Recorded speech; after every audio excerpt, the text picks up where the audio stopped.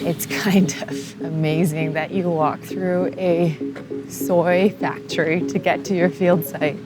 It's a good reminder of where you actually are. Rebecca Smith is the only primatologist conducting research in all of Paraguay. For almost 5 years, she's been studying the capuchin monkeys in San Rafael, a forest that covers an area of 73,000 hectares. In the last 2 decades, more than half of the monkey's habitat across the country has been lost to agriculture, logging, and forest fires. This summer, more than 100 people entered Rebecca's research site and began cutting down trees illegally. This is the first time she's tried to find the monkey since then. It doesn't sound like they're here, which is starting to concern me, honestly. Really? Yeah, I mean, so over the last 4 years, they've spent about 74% of their nights here. So, like, this is always your best bet to get them if you don't know where they are. San Rafael is the country's largest remaining patch of Atlantic forest, one of the most threatened habitats in the world. The Atlantic forest used to stretch along Brazil's coast down into Paraguay and Argentina, but now only 7% of its original cover is left. Give us a picture of just how bad the deforestation is here and what is at stake. I mean, it's really, really bad. It's really hard to describe it without wanting to give up. Because it's not just the actual clear cutting. I mean, it's becoming fragmented. The fragments are getting smaller and smaller. They're getting further apart from each other, which has huge consequences for the wildlife. Massive consequences for their genetic diversity, for their survival in general. With the massive lack of research that's been done, this is still one of the most biodiverse places in the country.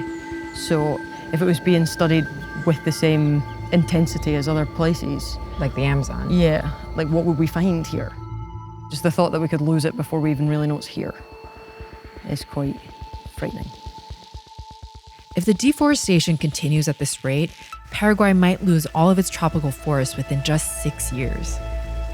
San Rafael itself had been set aside 30 years ago to become a national park, but that never happened. Instead, almost all of it is privately owned, and much has been cleared for soy and cattle farms. The areas that were set aside for conservation are barely protected at all. Instead of having 150 rangers, which is what scientists recommend, there are only 10. Half of the active rangers work for Guida Paraguay, a local NGO that owns less than a tenth of the forest.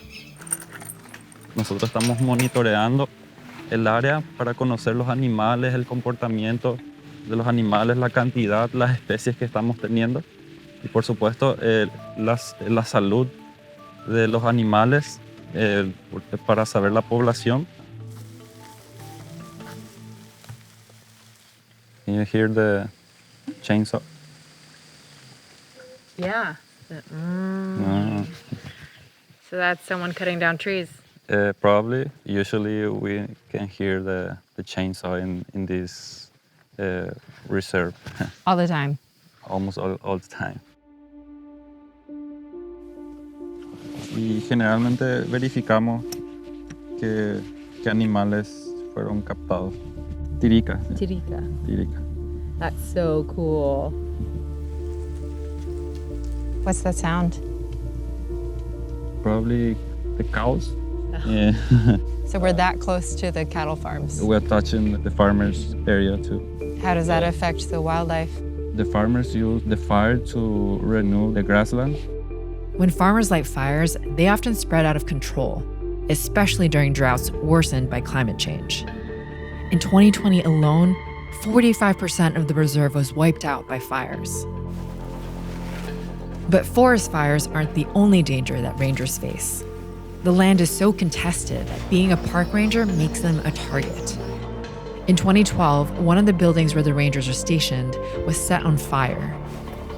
And in the last 8 years, 3 rangers have been killed while on duty.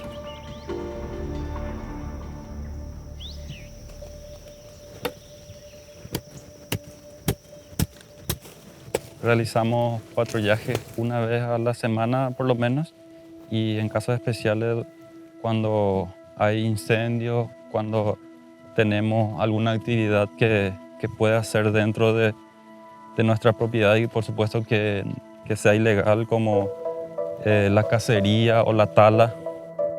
On top of illegal logging, farming, and fires, the rangers now have to face a new dangerous threat: marijuana.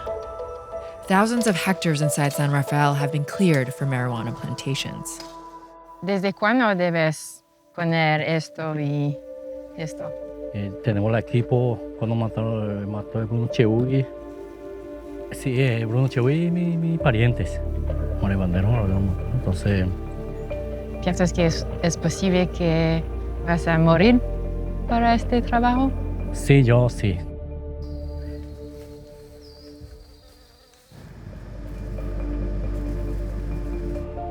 We're heading to an illegal marijuana crop right now.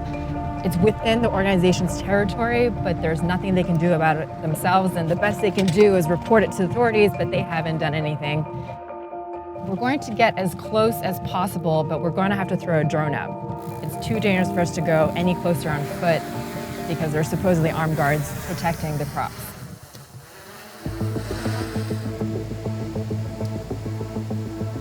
So this plot is about an acre of marijuana, just right in the middle of the reserve.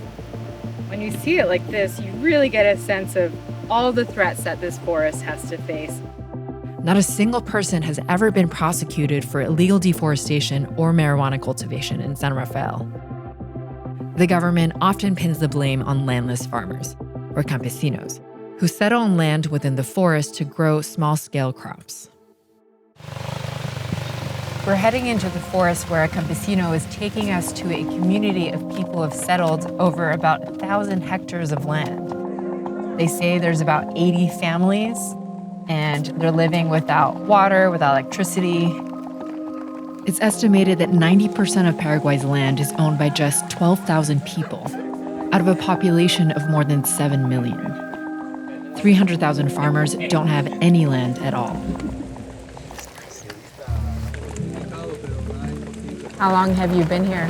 Y en realidad acá, en este lugar, como 6 meses por ahí. How did you decide to come here? Y porque hay necesidad. Hay mucha gente que quieren o necesita un pedazo de tierra, como los campesinos. Nuestra vida depende de la tierra. Si el gobierno hacía bien su trabajo y si esa parte le daba a los campesinos no pensaría entrar a un monte y limpiar un poquito para plantar su plantación y de eso sobrevivir.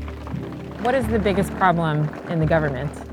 El problema es que tal vez o seguramente al gobierno no le interesa a su gente, no le interesa a los campesinos. Al gobierno lo que le interesa es más destruir más monte, plantar más soja y criar o producir más animal, más vacuno en el Paraguay.